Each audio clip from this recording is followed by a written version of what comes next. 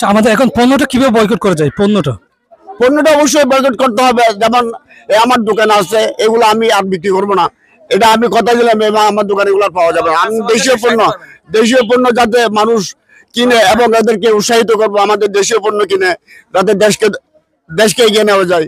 বা এই ইসরায়েলি পণ্য যেগুলা এগুলা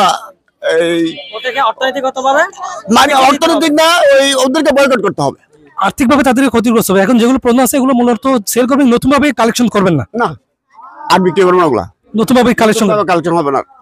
ধন্যবাদ, অসংখ্য ধন্যবাদ। খুব সুন্দর বলেছেন আমাদের কচুয়াই বেসিক শিল্প নগরীর সম্মানিত সভাপতি, ব্যবসায়ী মালিক সমিতির সম্মানিত সভাপতি। ইসরায়েলি পণ্য বয়কট করতে হবে, এটা ঠিক আছে, কিন্তু পাশাপাশি আমাদের মুসলিম বিশ্বকে ঐক্য পোষণ করতে হবে। মুসলিম বিশ্ব যদি আমরা যদি একতা থাকে, সামান্য 80 লক্ষ একটা মানুষের দেশ, 200 কোটি মুসলমান যদি আমরা যদি এক হই, সামান্য একটা রাষ্ট্রকে ধ্বংস করার কোনো ব্যাপার না। কিন্তু আমাদের মুসলমান এখানে ঘাটতিটা আছে, এই ঘাটতিটা যদি আমরা যদি একতা পোষণ করি, আমরা অবশ্যই ইনশাআল্লাহ জয় হবে, সে আশা ব্যক্ত করছি। ধন্যবাদ। আসসালামু আলাইকুম।